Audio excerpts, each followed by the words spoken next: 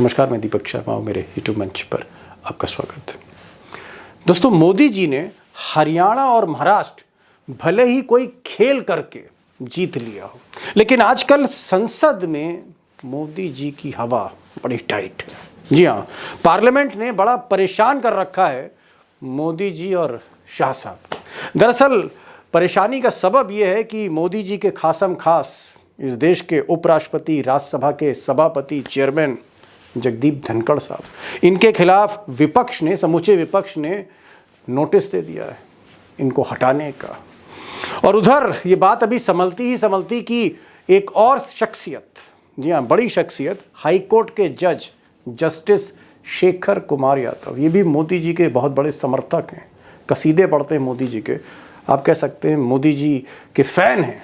ये जो जज हैं, इनके खिलाफ भी आज संसद में मुहिम शुरू हो गई। तकरीबन 36 सांसदों ने दस्तखत कर दिए कि इस जज को हटाना चाहिए। हवा फिर टाइट हो गई एक बार मोदी और शाह की, उपराष्ट्रपति भी, जज साहब भी। अब दोस्तों, समूचा विपक्ष, ये जो हाईकोर्ट के जज हैं शेखर कुमार यादव साहब, जस्टिस यादव हाईकोर्ट के जज है, इनको हटाने के लिए विपक्ष इसलिए एक हो रहा है क्योंकि 2 दिन पहले जज साहब ने मुस्लिम्स को लेकर, मुसलमानों को लेकर बड़ी आपत्तिजनक बातें कही। ऐसी बातें कही जो आप कह सकते हैं कि 75 साल के भारत में किसी जज ने, कम से कम सिटिंग जज ने, कैमरे के सामने कभी नहीं की।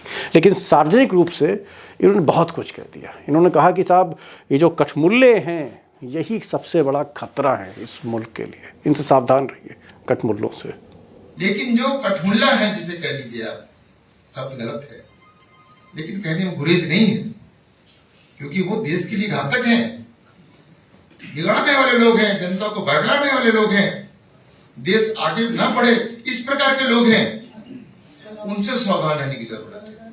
अब जस्टिस यादव जो समय समय पर सार्वजनिक कार्यक्रमों में मोदी जी की काफ़ी तारीफ करते हैं, मोदी जी के काम की तारीफ करते हैं, अमृतकाल की बात करते हैं। जज साहब ने VHP, विश्व हिंदू परिषद के जिस कार्यक्रम में कठमुल्ला शब्द यूज़ किया, उन्होंने बहुत कुछ कहा, मुस्लिम्स को लेकर इतना कुछ कहा कि जो मैं आपको यहाँ साझा नहीं कर सकता और करना भी नहीं चाहिए उसको शेयर, इतनी आपत्तिजनक बातें। लेकिन एक बात जो उभर कर सामने आई कि सुप्रीम कोर्ट के चीफ जस्टिस ने नोटिस दे दिया इलाहाबाद हाई कोर्ट के चीफ जस्टिस को, और इधर राहुल गांधी की अध्यक्षता में बैठक हुई, बैठकें शुरू हुई, जिसमें समाजवादी पार्टी शामिल थी, TMC भी थी, तृणमूल भी थी, और भी बहुत सी सेक्युलर पार्टीज़, खासकर इंडिया ब्लॉक की। इन्होंने कहा कि साहब, कहीं ना कहीं कार्रवाई तो करनी ही होगी, क्योंकि अगर जस्टिस जो शपथ लेता है कॉन्स्टिट्यूशन की, वही कॉन्स्टिट्यूशन के खिलाफ चला जाए तो फिर कार्रवाई तो बनती है, इम्पीचमेंट तो बनता है, उनको हटाना तो बनता है। और लिहाजा सारे लोग एकमत हुए और कपिल सिब्बल ने कहीं ना कहीं मुहिम को और ज़्यादा हवा दी। तो आप कह सकते हैं कि 36 सांसदों ने आज दोपहर तक साइन कर दिया है अर्जी को। हो सकता है 14 और सांसद साइन कर दें, और 50 सांसद राज्यसभा में हो जाते हैं तो इम्पीचमेंट की कार्रवाई शुरू हो सकती। कपिल सिब्बल झंडा लेके आगे चल रहे हैं। अब सुप्रीम कोर्ट के कोलिजियम को गौर करना चाहिए इस बात पे कि ऐसे लोग जज कैसे बने। अब दोस्तों, जो असली खबर है, अंदर की खबर है, वो ये है कि मोदी और शाह जस्टिस यादव को बचाना चाहते हैं।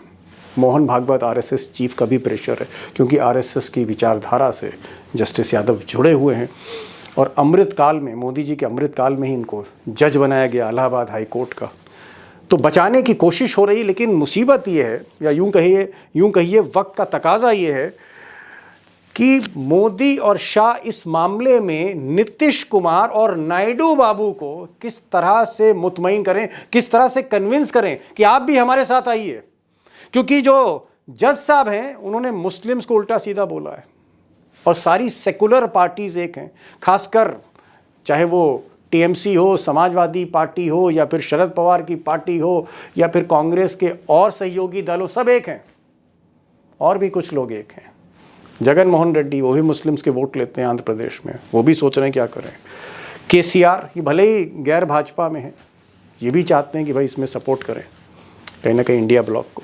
लेकिन 2 ऐसे पार्टीज़ हैं, बल्कि 3 ऐसी पार्टीज़ हैं जो हैं तो बीजेपी के साथ, लेकिन विचारधारा उनकी समाजवादी है, सेकुलर है, मुस्लिम राजनीति वो करते हैं।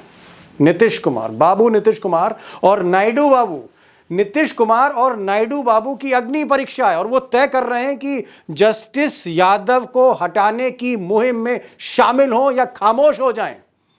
वो जस्टिस यादव जिन्होंने कहीं ना कहीं मुस्लिम्स के बारे में आपत्तिजनक बात की, सुप्रीम कोर्ट नोटिस दे चुका है हाई कोर्ट को और मुहिम शुरू हो रही है उनको हटाने की। इस मुहिम में लोकसभा में, राज्यसभा में क्या नीतीश कुमार साइलेंट रहे? और अगर साइलेंट रहते हैं तो साहब सामने बिहार का चुनाव है और वो नीतीश कुमार जो टोपी पहनते हैं, रोज़ा इफ्तार करते हैं, चादर चढ़ाते हैं दरगाह में जाके, जिनको एक अच्छा हिस्सा मुस्लिम वोट्स का मिलता है बिहार में आज भी, और नायडू बाबू की राजनीति का एक बहुत बड़ा हिस्सा मुस्लिम्स पर फोकस है, मुस्लिम पर फोकस है पूरी तरह से। नायडू सोच रहे हैं कि क्या किया जाए आगे, कि साथ जाएं विपक्ष के या मोदी के साथ खड़े रहे, और मोदी के साथ खड़े रहते हैं तो नायडू बाबू और नीतीश कुमार इनका वोट बैंक दरकता है, वोट बैंक में सेंध लगती है। अब दोस्तों मैं इंडिया ब्लॉक की पार्टीज़ के बारे में बात नहीं करूंगा, क्योंकि चाहे वो समाजवादी पार्टी हो या फिर तृणमूल पार्टी हो या फिर शरद पवार की पार्टी हो या आम आदमी पार्टी हो, वो सब के सब जस्टिस यादव के खिलाफ खड़े हैं क्योंकि इन्होंने कम्युनल बातें कही हैं। तो उसका मैं जिक्र नहीं करना चाहूँगा कांग्रेस का, लेकिन मैं चाहता हूँ एक बार आप स्ट्रेंथ देखें। नीतीश कुमार के लोकसभा में 12 सांसद हैं, राज्यसभा में 4 सांसद हैं, और नायडू बाबू के 16 सांसद हैं और राज्यसभा में, लोकसभा में 16 हैं और राज्यसभा में 2 हैं। तो एक अच्छी खासी तादाद है इनके पास सांसदों की, और इसमें अगर आप चिराग पासवान के सांसद जोड़ दीजिए या फिर जो न्यूट्रल पार्टीज़ हैं, बीजू जनता दल है, अच्छी स्ट्रेंथ है उनके पास लोग राज्यसभा में, YSR की पार्टी है राज्यसभा में स्ट्रेंथ है उनके पास, या फिर KCR की पार्टी है, BRS भारतीय राष्ट्रीय समिति। ये जो पार्टियां हैं जो आप कह सकते हैं थोड़ा तटस्थ हैं, ना इधर है ना उधर है, ना एनडीए के साथ है ना इंडिया के साथ, ये भी पसोपेश में, क्योंकि ये भी मुस्लिम्स के वोट लेती हैं। इनको समझ नहीं आ रहा है कि अगर ये महाभियोग आता है, इम्पीचमेंट की कार्रवाई शुरू होती, चाहे राज्यसभा में चाहे लोकसभा में, तो जाएं कहाँ? अगर नहीं जाते हैं इस इशू में विपक्ष के साथ तो मुस्लिम नाराज हो सकता है। अब जाहिर तौर पर अमित शाह या मोदी चाहेंगे कि साहब chief justice of supreme court में वही एक्शन ले लें, वही खेल ख़त्म कर दें, मामला पार्लियामेंट में आए ना, और पार्लियामेंट में मामला आएगा तो हाउस का डिवीज़न होगा, और फिर हो सकता है जैसे वक्फ बोर्ड में हुआ, कई पार्टियां जो हैं वो उधर खड़ी हो गई जाके, कहीं ऐसी नौबत ना आ जाए। तो क्या चीफ जस्टिस ऑफ इंडिया, क्या ये कुछ इसमें कार्रवाई कर सकते हैं? हालांकि नोटिस तो दिया है, तो वो चाहेंगे, मोदी और शाह चाहते हैं कि ये कार्रवाई सुप्रीम कोर्ट की तरफ से हो जाए, बवाल खत्म। लेकिन अगर ये कार्रवाई कपिल सिब्बल ने शुरू करा दी, जैसा कि धीरे धीरे जो साइन कर रहे हैं नोटिस पे, सांसदों की गिनती रोज़ बढ़ती जा रही है, और उसमें नायडू और नीतीश और बाकी चिराग पासवान जैसी सेकुलर पार्टीज़ को शामिल होना ही पड़ेगा। अगर ऐसा होता है तो फिर होगा क्या? तो सबसे बड़ा सवाल ये, बिग क्वेश्चन ये है कि जस्टिस यादव को क्या सुप्रीम कोर्ट के चीफ जस्टिस हटाते हैं, या जो गेंद है वो पार्लियामेंट के पाले में आती है? और अगर पार्लियामेंट में हटाने की कार्रवाई शुरू होती है, जिसे अंग्रेजी में इम्पीचमेंट कहते हैं, महाभियोग कहते हैं, तो फिर क्या होगा? क्या डिवीज़न होगा? क्या मोदी जी की छतरी के नीचे जो पार्टियां हैं वो उनसे निकल कर वोट करेंगी यादव के खिलाफ? कैसा होगा? नीतीश, नायडू, चिराग पासवान और बाकी लोग, क्या होने जा रहा है? और सबसे बड़ी चीज़, स्ट्रैटेजी क्या बन रही है, मोदी और शाह क्या बना रहे हैं, सब पर बात करेंगे। नायडू और नीतीश के स्टैंड पर भी बातचीत होगी। आज 4 खास मेहमान हैं, जिसमें सुप्रीम कोर्ट के 2 सीनियर एडवोकेट हैं, उनको ज़रूर सुनिएगा क्योंकि मैटर थोड़ा लीगल है लेकिन सहजता के साथ समझाने की कोशिश है। संजय हेगड़े साहब हैं, सीनियर एडवोकेट सुप्रीम कोर्ट, और अशोक अरोड़ा बेभाग बातचीत करते हैं, चंद्रचूड़ के सीनियर रहे। अशोक अरोड़ा न्यूयॉर्क से जुड़ रहे हैं, संजय हेगड़े साहब दिल्ली से जुड़ रहे हैं, और उमाकांत लखेड़ा होंगे, वो भी आपको बताएंगे कि पार्लियामेंट में क्या हो रहा है। और प्रोफेसर रवि कांत को मैंने लखनऊ से जोड़ा ये पूछने के लिए कि गलती कौन कर गया, मोदी ने जस्टिस यादव को बनाया, मोदी सरकार ने, वो गलती हो गई, या जस्टिस यादव मोदी के लिए कसीदे पढ़ने लगे और कसीदे पढ़ते पढ़ते कठमुल्ला और मुसलमानों तक पहुंच गए? तो गलती मिस्टर यादव की है या सरकार की है? मेरा पहला सवाल संजय हेगड़े साहब से। संजय जी, जिस तरह से ये मामला हुआ और पहली बार हम देख रहे हैं कि हाई कोर्ट के एक जज, सिटिंग जज, नॉट रिटायर्ड जज, सिटिंग जज जिस तरह की बातें कर रहे थे, खासकर मुस्लिम्स को लेकर, उन्होंने कठमुल्ला शब्द का इस्तेमाल किया और बहुत कुछ बोला उन्होंने जिसको यहाँ बताया नहीं जा सकता ऑन एयर। उसके बाद सुप्रीम कोर्ट ने नोटिस तो जरूर भेजा है कि भाई इस पर रिपोर्ट मांगी है और पार्लियामेंट में भी इम्पीचमेंट जैसी बात हो रही है। लेकिन आप सुप्रीम कोर्ट में वकालत करते हैं और नामी गिरामी आप वकील हैं, क्या आपको लगता है कि जस्टिस यादव जो है कहीं ना कहीं लक्ष्मण रेखा क्रॉस कर गए और बहुत गंभीर मामला आपको लगता है? लक्ष्मण रेखा क्या पार कर गए, लंका तक पहुंच गए। ओह, ये तो जो जज की जो गरिमा है उसको बिल्कुल नजरअंदाज कर लिए हैं और जज की जो एक इम्पार्शियलिटी की बात होती है उसको बिल्कुल अलग कर लिया है। अगर कल कोई मुवक्किल जो अल्पसंख्यक के हो, उनके कोर्ट में ये कह दे साहब आपको आप मेरे मैटर में न्याय नहीं कर सकते हैं, तो किस मुंह से लेके वो किसी जजमेंट या नतीजे पे पहुंचेंगे? तो अगर इनके बारे में एक्शन अगर जुडिशरी नहीं लेती है तो ये जुडिशरी पे धब्बा होता है कि ऐसे लोग फिर जुडिशरी को रिप्रेजेंट करने लगते हैं और पब्लिक यही सोचेगी कि एक तरफा न्याय ही हो सकता है और बिल्कुल जो बैलेंस्ड इम्पार्शियल न्याय नहीं हो सकता है। जी, मैं किसी से पूछ रहा था तो कह रहे थे कि साहब 2019 में यादव जी जो एक जमाने में फरुखाबाद के डिस्ट्रिक्ट जज हुआ करते थे, वो 2 साल बाद रिटायर हो रहे हैं। तो एक सरकार में ये भी है कि भाई जब इतने साल काट लिए, 5 साल काट लिए, 2 साल और सही। क्या अगर इसमें ढील दी जाती मामले में कि चलो भाई ठीक है अब गलती हो गई तो हो गई, क्या अगर एक्शन नहीं हुआ तो आपको क्या लगता है कि कहीं ना कहीं सुप्रीम कोर्ट के चाहे वो चीफ जस्टिस हो या फिर इस देश की संसद हो, क्या कॉन्स्टिट्यूशन आपको लगता है उसकी अवहेलना हो रही है फिर?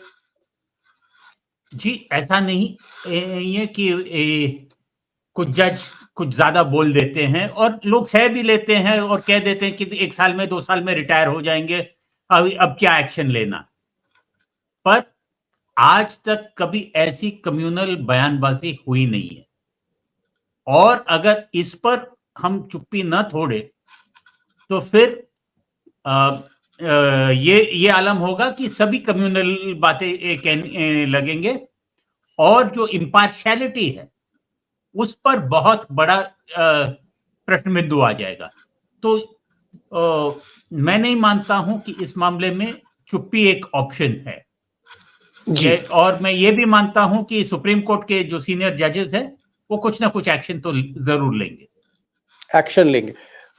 पार्लियामेंट भी हाई कोर्ट के जज को या सुप्रीम कोर्ट के जज को हटा सकती है, जिसे अंग्रेजी में हम इम्पीचमेंट कहते हैं। आपको लगता है कि जस्टिस यादव ने जो कुछ कहा, क्या उसका एक ग्राउंड बनता है, आधार है उनके खिलाफ कार्रवाई करने का पार्लियामेंट में? क्या आधार बनता है?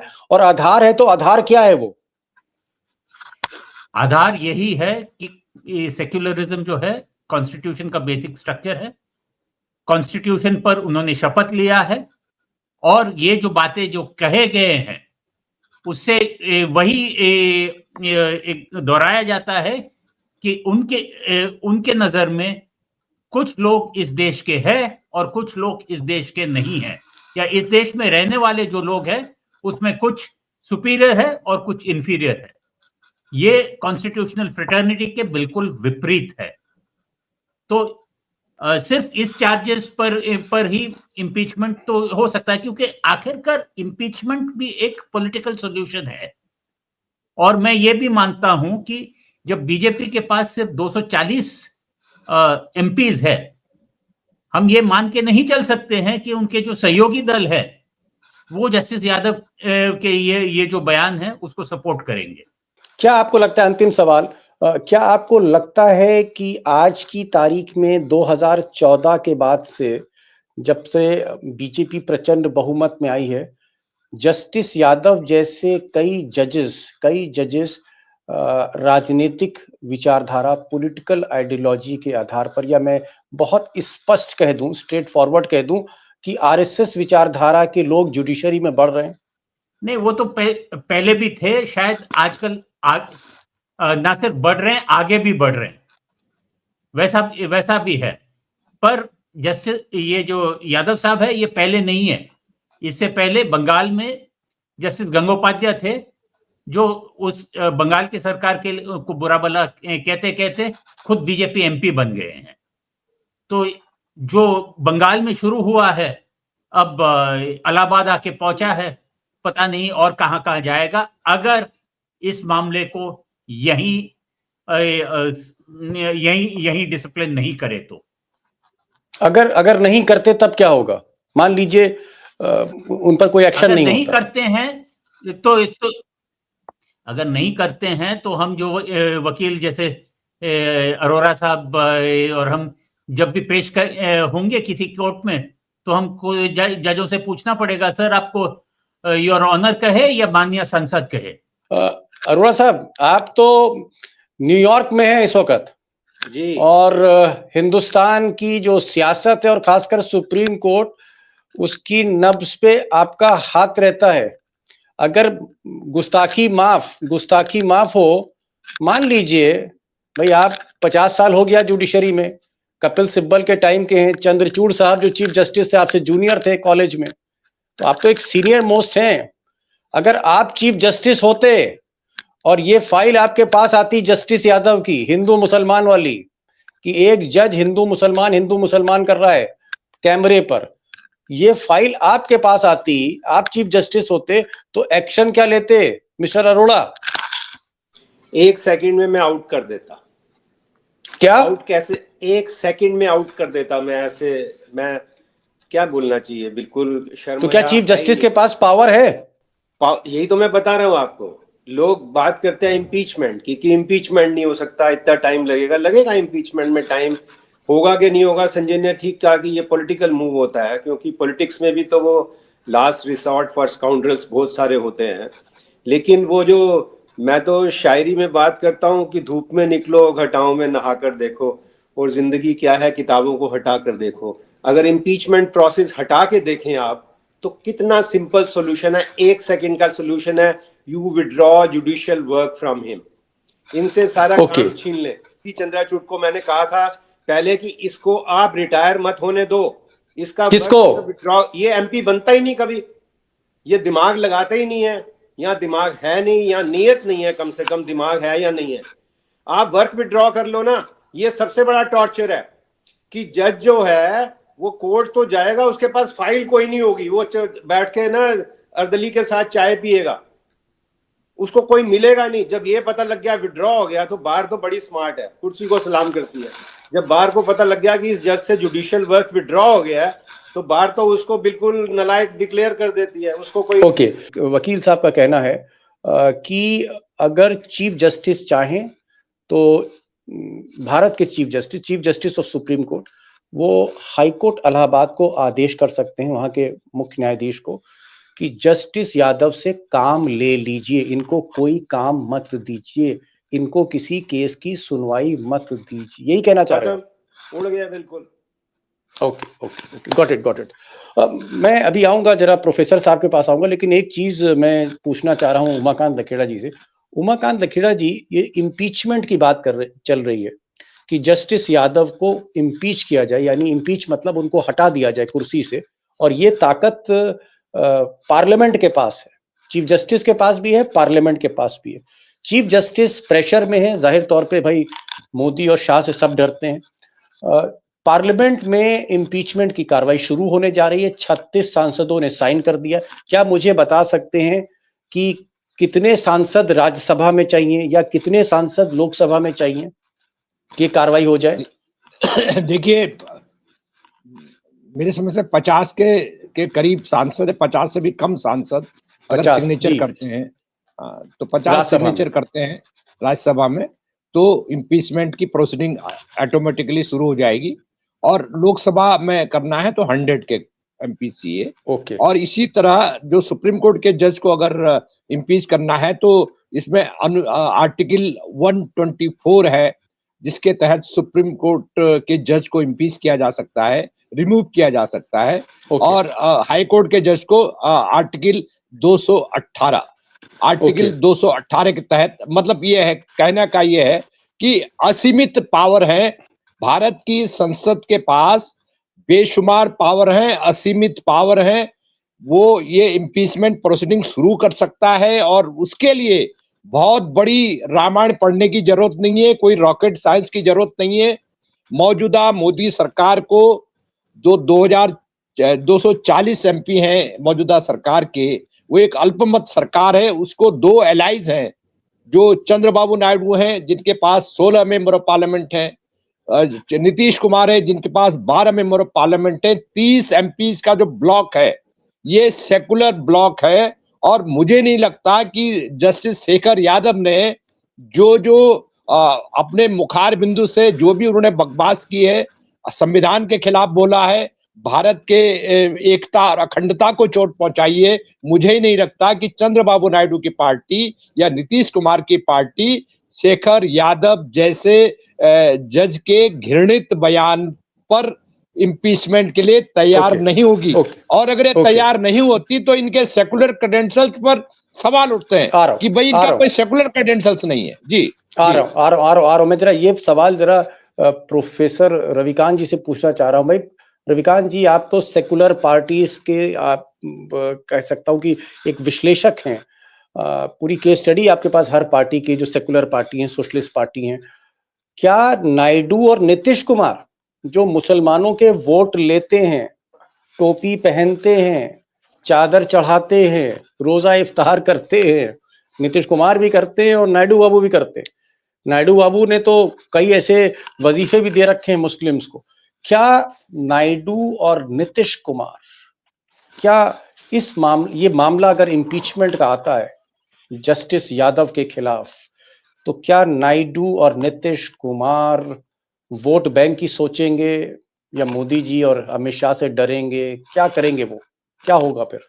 देखिए दीपक जी, नीतीश कुमार को तो अभी अग्नि परीक्षा देनी है। बिहार में इलेक्शन है जी। किस मुंह से जाएंगे वोट मांगने के लिए? अभी एक लंबी यात्रा पर निकल रहे हैं। इस यात्रा में अपने सेकुलरिज्म के चोले को ओढ़ करके रखेंगे या धर देंगे? क्या करेंगे वो? मुसलमानों के बीच में टोपी पहनेंगे या उनको टोपी पहनाएंगे? क्या करने जा रहे हैं नीतीश कुमार? अगर वो इम्पीचमेंट के साथ नहीं है तो इसका मतलब है कि नीतीश कुमार मुसलमानों को टोपी पहना रहे लगातार। और ये अगर भावना मुसलमानों के भीतर चली गई तो नीतीश कुमार का क्या होगा?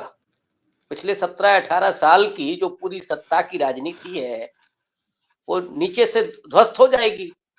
नीतीश कुमार इतने भोले तो नहीं। नीतीश कुमार वो है जो बिस्मार्क की तरह खेलते हैं गोटियों की, तो वो तो मुझे नहीं लगता ऐसी गलती करेंगे। और इस मामले में नीतीश कुमार और नायडू तो रिजर्वेशन की बात करते हैं, मुसलमानों के वजीफे की बात करते हैं, सेकुलरिज्म राजनीति करते हैं, डंके की चोट पर करते हैं, बीजेपी के खिलाफ जाकर के ये करते हैं। वो भले ही समर्थन दे रहे हैं, वो कैसे कर पाएंगे ये? और वो व्यक्ति जस्टिस शेखर कुमार यादव, ये मैं थोड़ा सा अगर छूट लूं जी तो जी ये बिल्कुल। भी शूद्र है दीपक जी। जी शेखर कुमार यादव शूद्र हैं। अब अगर इनको मनुस्मृति चाहिए, हिंदू राष्ट्र चाहिए, तो इनको अपनी हैसियत पता होनी चाहिए कि क्या होगी। शस्त्र, संपत्ति, शिक्षा तीनों से विहीन लॉ पढ़ लिए होते क्या? बैठे होते क्या इलाहाबाद हाई कोर्ट में? नहीं होते। ये मुझे तो ऐसा लग रहा है कि ये जस्टिस साहब फंस गए। बीएचपी हो, आरएसएस हो, बीजेपी हो, अब वो भी साथ नहीं खड़ी है। शूद्र तो निपट गया साहब। ओके। अब ये सोचे कि क्या हो गया, इनका क्या होगा। हालांकि इनके दिमाग में तो वही भरा हुआ है। मुझे ये कहने में अब कोई गुरेज नहीं है। अगर ऐसा कोई जुडिशरी में है जो प्रधानमंत्री की तारीफ कर रहा है, जो ये कह रहा है कि गाय को राष्ट्रीय पशु घोषित करना चाहिए, गाय ऑक्सीजन लेती है, ऑक्सीजन छोड़ती है, मुसलमान कठमुल्ला है, ये जिहादी है, एक जगह उन्होंने कहा है एक अपने जजमेंट में जी ये स्त्रियों को फंसा करके ये सब करते हैं। इस तरह के जजमेंट उनके हैं 2021 के, अगर आप उठा करके देखेंगे। और ये जो बयानबाजी है वो ये कहती है कि ये महोदय, मुझे नहीं लगता है कि जस्टिस बनने लायक, इन्हें संविधान का काखा गाघा नहीं आता है, और अगर आता है तो फिर ये उस पद पर बैठने के लायक नहीं। राइट। प्रभु महाभियोग बड़ी हो। बात। अरे दीपक जी, लोग तो डिमांड कर रहे हैं कि इस व्यक्ति पर देशद्रोह का मुकदमा क्यों नहीं होना चाहिए, जो व्यक्ति सरेआम विभाजन की बात कर रहा, हम और वे में बात कर रहा है। अरे ये सड़क छाप लोग बात करते हैं कि हमारे बच्चे ये करते हैं, उनके बच्चे, ये किसकी भाषा है? ये तो लग रहा है कि आज खतरा राजनीति से ज्यादा जुडिशरी से है संविधान को। ओ माय गॉड, इस समय तो जुडिशरी से संविधान को बचाने की जरूरत है। ये Oh my God. Supreme court में मामला गया है। जस्टिस संजीव खन्ना को अब ये तय कर रहा है कि साहब लोग, देखिए ये लोकतंत्र है, लोग अब ये क्या कहेंगे कि संविधान को खतरा जुडिशरी से है या राजनीति से? ओके ये अगर ओके, इज्जत बचाना चाहते हैं संजीव खन्ना, प्रोफेसर साहब तो फिर उन्हें एक्शन लेना पड़ेगा। आपने बड़ी बात कह दी। मैं आऊंगा जब अरोड़ा साहब से पूछूंगा। आपने कहा कि भाई संविधान को जुडिशरी बचाएगी या जुडिशरी से संविधान बचे, जुडिशरी से संविधान बचेगा कि नहीं बचेगा, आप ये कह रहे हैं? यानी जो बिल्कुल। जो रक्षक है वो भक्षक हो गया, आप ये कह रहे हैं? चौकीदार चोर है, ये आप कहना चाह रहे हैं? लखेड़ा साहब एक इन्होंने बात कह दी रविकांत साहब ने, भाई ये तो पॉलिटिकल पार्टी को एनालाइज करते, हर पॉलिटिकल पार्टी को सोशलिस्ट एंगल से एनालाइज करते। इनका ये कहना है कि नीतीश कुमार को बिहार में चुनौती का सामना करना है, वहां चुनाव आने वाला है। अगर ये टोपी उल्टा मुसलमानों को पहनाएंगे और उस जज के साथ खड़े हो जाएंगे जो जज मुसलमानों को खुलेआम बहुत कुछ कह रहा है, आपत्तिजनक बातें कर रहा है, तो बहुत खराब हालत में नीतीश कुमार होंगे अगर मुसलमान वोट निकल जाता है। और यही हाल नायडू बाबू का है। आपको लगता है कि भाई ये जो इम्पीचमेंट है, महाभियोग है, ये तो जज के खिलाफ है, मोदी जी के खिलाफ तो है नहीं? सरकार तो इसमें जा नहीं रही है, सरकार तो मोदी जी की इसमें जाती नहीं, कोई सरकार के खिलाफ तो अविश्वास मत है नहीं। ये बताइए, क्या मोदी जी को अगर खतरा नहीं है तो क्या नीतीश कुमार और नायडू बाबू क्या महाअभियोग के साथ खड़े होंगे? जस्टिस यादव को हटाने के लिए ये एक लामबंद होंगे बाकी अपोजिशन सेकुलर पार्टी के साथ, आपको लगता है? बिल्कुल, आप दीपक जी, आपका सवाल बिल्कुल वाजिब सवाल है, जायज सवाल है। देखिए, मौजूदा परिस्थिति में कोई जस्टिस यादव का इम्पीचमेंट का मामला आंध्र प्रदेश या बिहार को कोई ग्रांट और विशेष पैकेज से जुड़ा हुआ नहीं है। और अगर जस्टिस इम्पीच होता है इस जज का और वो सहयोग करते हैं विपक्षी पार्टीज के, जैसे कपिल सिब्बल एंड बाकी मेंबर ऑफ पार्लियामेंट ने एक रेडिएशन मूव पर शुरुआत कर दी है, शायद वो कल, उम्मीद है कल या परसों वो पेश हो जाएगा। तो कहने का मतलब मेरा ये है कि ये इससे कुछ नहीं होने वाला। अगर मोदी को अपनी सरकार बचानी है तो उनको इस मामले में चंद्रबाबू नायडू और नीतीश कुमार की बातों को सुनना पड़ेगा और इन दोनों लोगों को ये सर्टिफिकेट देना पड़ेगा, ये प्रूफ देना पड़ेगा कि आप सेकुलर हैं, आप भारतीय जनता पार्टी की राजनीति के साथ या उसकी जो बीएसपी की पॉलिटिक्स के साथ या शेखर यादव जो जज है इलाहाबाद हाई कोर्ट के, उनके साथ आप कम्युनल नहीं है। तो इनको जो बॉल नीतीश कुमार और चंद्रबाबू नायडू के पाले में जा चुकी है। अब इनको अपनी दिखाना है कि आप इस देश के संविधान के प्रोटेक्शन के लिए खड़े हैं या आपको अपनी भारतीय जनता पार्टी की आपको जिसको कहते हैं ब्रिकमैनशिप करनी है। तो इसमें कोई मोदी जी की सरकार नहीं जा रही है, मोदी जी की सरकार कहीं गिर नहीं रही है। कोई इम्पीचमेंट का मतलब आपके खिलाफ कोई अविश्वास प्रस्ताव नहीं आ रहा है। तो ये मुझे लग रहा है चंद्रबाबू नायडू और नीतीश कुमार को कल ही अपनी स्थिति को साफ करना चाहिए और इनके एमपीज को खुल के डिमांड करनी चाहिए। इनको तो आगे आना चाहिए, मांग करनी चाहिए कि इस जज से देश के संविधान को खतरा है। ये जज जो बक रहा है ये जज से देश की अखंडता, एकता को खतरा है। ये कम्युनल बात कर रहा है, ये माइनॉरिटीज के खिलाफ बोल रहा है। ऐसे जज इस पद पर बैठने के काबिल नहीं है। नहीं, लखेड़ा साहब आपने इंपॉर्टेंट बात कही। आपने कहा कि नीतीश बाबू और नायडू बाबू इनको अपने जो सेकुलर क्रेडेंशियल्स, जो धर्मनिरपेक्षता को लेकर इनकी पार्टी का जो आधार है, उस आधार की गवाही देनी होगी। इनको कहीं ना कहीं जस्टिस यादव के खिलाफ जाना होगा, क्योंकि ये मुस्लिम्स के वोट लेते हैं और खुलेआम वोट लेते हैं, चाहे वो नीतीश कुमार हो और चाहे वो नायडू बाबू। यही हाल चिराग पासवान का। चिराग पासवान को भी अगर मुसलमान वोट चाहिए तो वक्फ बोर्ड की तरह इसमें बोलना पड़ेगा, वरना राजनीति उनकी जो है वो कहीं ना कहीं भैंस की तरह पानी में जा रही। तो चाहे चिराग पासवान हो, चाहे नीतीश कुमार हो, चाहे नायडू बाबू हो, चाहे जगन मोहन रेड्डी हो, आंध्र प्रदेश के पूर्व मुख्यमंत्री, उनकी वाईएसआर कांग्रेस पार्टी है, उसको भी सोचना होगा, वो भी एक सेकुलर पार्टी है। और उड़ीसा के जो बीजू जनता दल के नेता है नवीन पटनायक, उनको भी सोचना होगा, क्योंकि वो भी सेकुलर क्रेडेंशियल्स हैं, समाजवादी धारा से आते हैं। तो जो समाजवादी धारा से जुड़ी पार्टियां हैं, चाहे वो एक सांसद ही हो मायावती का राज्यसभा में, उनको भी सोचना पड़ेगा, क्योंकि ये अग्नि परीक्षा सबके लिए है, वरना मुस्लिम वोट बैंक से हाथ धोना पड़ेगा। ये लखेड़ा साहब का कहना, और यही इशारा जो है प्रोफेसर रविकांत कर रहे थे। अंतिम सवाल है, समय हो रहा है, अंतिम सवाल मैं अशोक अरोड़ा जी से करूंगा। अरोड़ा साहब, क्योंकि आप हम सब में जितने भी लोग बैठे हैं लीगल मैटर के, आप तो बिग बॉस है आप। मैं आपसे पूछना चाह रहा हूं बहुत सहजता के साथ, मैं टेक्निकल जवाब आपसे नहीं चाहता, क्या आपको लगता है कि जस्टिस शेखर यादव ने मुस्लिम्स के बारे में जिस तरह की आपत्तिजनक बातें कही हैं, जिनको मैं यहाँ शेयर नहीं करना चाहूंगा, क्या जस्टिस यादव मुसीबत में आ गए हैं?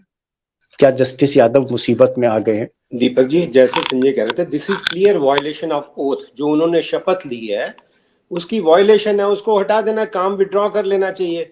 और ये अगर काम विड्रॉ नहीं करते हैं तो आप देखो पूरी जुडिशरी पे धब्बा होगा, पूरी जुडिशियल सिस्टम पे होगा कि आपने वो वन एप्पल स्पॉइल्स दी टोटल, वो तो आप कंसेप्ट जो पता है।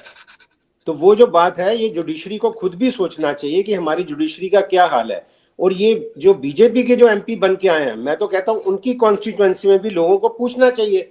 कोई भी एमपी 100% वोट लेके थोड़ी आया है, लोग पूछें कि आपने क्यों सपोर्ट किया है। क्या जस्टिस खन्ना जो इस वक्त चीफ जस्टिस हैं, आपसे जूनियर हैं, सीनियर हैं? आपके जो चीफ जस्टिस जो रिटायर हो गए चंद्रचूड़, अगर वो जूनियर थे तो इसका मतलब आगे आने वाली सारी पीढ़ी जूनियर ही आएगी ना, सिंपल। तो आपका क्या कहना है? तो उनको आप क्या सजेस्ट करेंगे? आप तो सजेस्ट कर सकते हैं। करूंगा कि अभी उसको फोन करें सीधा चीफ जस्टिस इलाहाबाद को कि इससे वर्क विड्रॉ कर लो, बात खत्म। ओके, कुछ नहीं करना, गॉट इट। तो पॉलिटिकल मूव है, उसको वर्क विड्रॉ कर ले, सिर्फ कबूतर गिने वो बैठ के अपने। Got the point sir, got the point.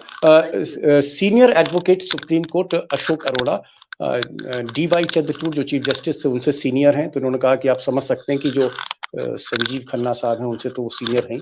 ये सजेस्ट कर रहे हैं, ये सुझाव दे रहे हैं, और कोई भी लीगल ल्यूमिनरी वो चीफ जस्टिस को सुझाव दे सकता है। इनका सुझाव ये है कि भारत की जुडिशरी के लिए, भारत की न्यायपालिका के लिए बेहतर ये होगा कि एक फोन करें chief justice Sanjeev Khanna, Allahabad high court के चीफ जस्टिस को, जो उनके अधीन आते हैं, और फोन पर कहें कि कल से आप मिस्टर यादव को, जस्टिस यादव को काम देना बंद कर दें, असाइनमेंट ऑफ केसेस देना बंद कर दें, ये मामला अपने आप खत्म हो जाएगा। अरोड़ा साहब आप आए, और जिस तरह से आपने रोशनी डाली इस अंधेरे पर, एक ही लाइन में आपने तो पूरा जड़ से ही केस खत्म कर दिया। हम लोग जबरदस्ती इम्पीचमेंट की बात कर रहे हैं। Thank you so much. आप न्यूयॉर्क से जुड़े। प्रोफेसर साहब आप शॉर्ट नोटिस पर आए, और लखेड़ा साहब आपका भी मैं बहुत आभारी हूँ, खुलकर बातें हुई, और कम से कम जो आप दोनों ने, लखेड़ा साहब और प्रोफेसर साहब ने नीतीश कुमार और नायडू जी के लिए कहा है, कहीं ना कहीं बेचैनी तो आपने कर दी है नायडू बाबू की पार्टी में भी और नीतीश कुमार की, और खासकर नीतीश कुमार जो इलेक्शन लड़ने जा रहे हैं उनके लिए भी एक बहुत बड़ा ये आपने एक चेतावनी दी है एक तरह से कि भाई संभल जाओ, वक्त आ गया है। Thank you so much mister Lakhera, thank you so much Ashok Arora साहब, thank you so much professor साहब, और संजय हेगड़े जो सुप्रीम कोर्ट के लॉयर थे वो हमारे साथ जुड़े थे, उनका भी बहुत बहुत शुक्रिया। Thank you so much for joining this show, thank you so much.